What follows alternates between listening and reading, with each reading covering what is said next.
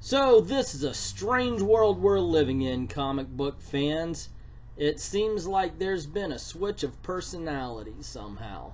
And not in a good way, it seems. Marvel seems to want to make all the same mistakes that DC did with the New 52 with their legacy, and it looks like DC Comics wants to pull in the SJW writers for Batman now, with the miniseries Batman White Knight.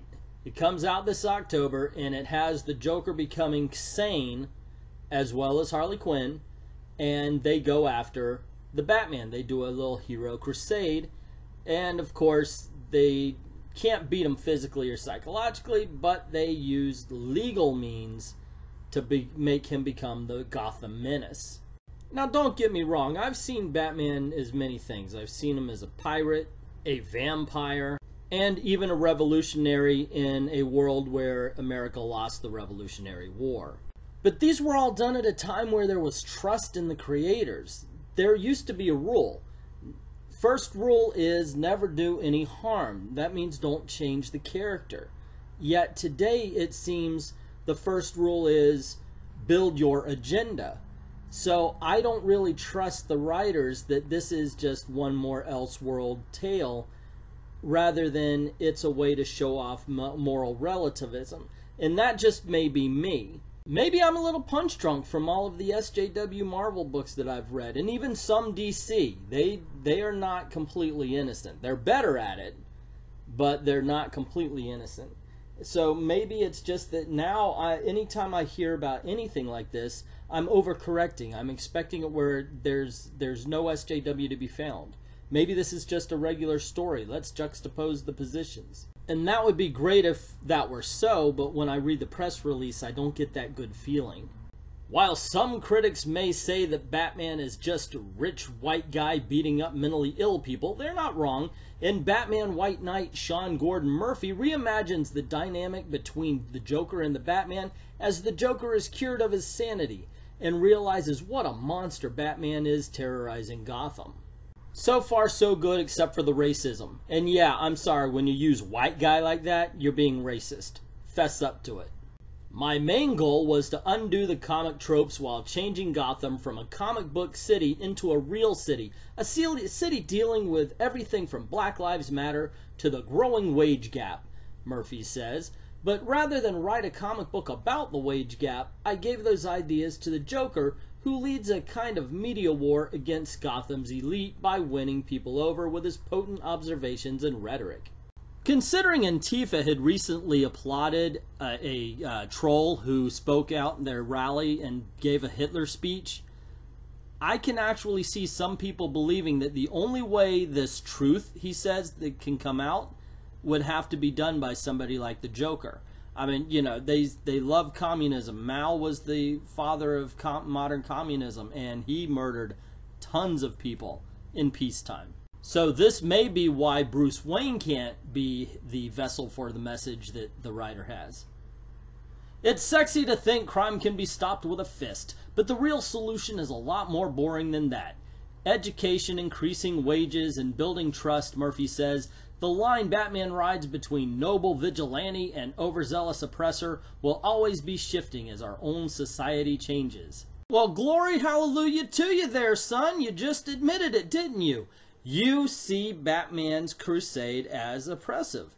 Forget about the fact that Joker is a mass murderer. He was cured of his sanity, so everything's good now. We shall follow him. We shall believe all he says about who is the villain and who is the hero. I mean, you know, he only used to be a mass murderer, but now he's fine. However, the guy who stopped him from doing all those killings, we have to take him down. And look, I know one of the paradoxes of being a comic book fan is that you cheer people on who are breaking the laws because they stop people who are breaking the law. On that level, yes, we're a little bit hypocritical. Batman obviously went crazy, dressed up like a bat so he can stop bad guys using force. Yet unlike the Joker, he went crazy in a way that made him want to help people. Upon the series' official announcements Friday, fans finally got the full scoop surrounding writer-artist Sean Gordon Murphy's new Gotham-centric 8-issue miniseries Batman White Knight. The bold new take on the Batman mythos sees a strange version of the Joker as a Don Draper-inspired media influencer and protector of Gotham, while a bat-costumed Bruce Wayne is framed as the city's criminal. In a Twitter Q&A the writer-artist ran on Friday, Murphy shed some light on the story's details, revealing, among other goodies, that this take on the Joker will be one Harley Quinn actually wanted, and it says Harley Quinn gets the Joker he deserves, no abuse. And then there's a photo of Renee Montoya driving the Batmobile. Now this just may be she's a cop, she confiscated it, I don't know. It may be some feminist stuff going on. At this point, I don't doubt either side of this particular argument or speculation. We know the Joker is a genius, we know he's relentless, and we know he can play the crowd, so why not make him a politician, Murphy said of the Joker's new role. Frank Miller modeled him after David Bowie. Chris Nolan showed him as a controlled sociopath. I see the Joker as Don Draper. So Batman White Knight by Sean Gordon Murphy arrives in stores Wednesday, October 4th, 2017. What do you think, kids? Do you think this is just one more Elseworld style story where we're seeing a different universe? Or do you think this is a hidden agenda? It looks to me, by his own words, it's hidden agenda. Well, not even hidden even. It's just wanting, somebody wanting to share their agenda, which we've seen so much on the Marvel side of the comic scenes. It's dripped into DC here and there, but this is the first time I've ever seen it go full Riri, so to speak. I'm going to use that one until the day I die. Don't go full Riri. Marvel goes full Riri. It looks like Batman White Knight may go full Riri. What do you think, though? I mean, I see it as that way just based on his own words. He does not see the Batman as a hero. He himself says that the Batman is an oppressor, And there is something to the fact that, yeah, he is a vigilante and that crossed the line, but all heroes are. Superman is. Captain America, before Hitler Captain came out, he was. Doesn't matter what good hero you found, if they're vigilantes, then there you go. They're vigilantes. They're breaking the law. However, breaking the law to stop a mugger or save people from a tenement fire is a lot different than breaking the law by killing a school full of children or beating a child to death with a crowbar. The two are not the same. Saving somebody is not the same as killing them. Sorry, guys, but your moral relativism doesn't work here, or at least not in the way I see it.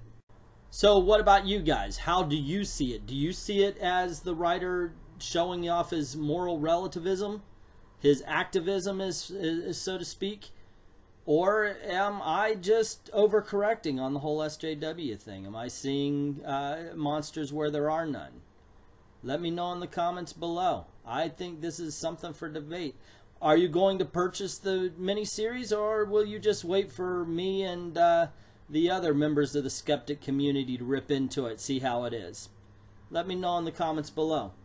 Also, if you like videos like this, just click like, share, and don't forget to hit subscribe and the notification bell if you haven't already. That way you don't miss any of the videos coming up.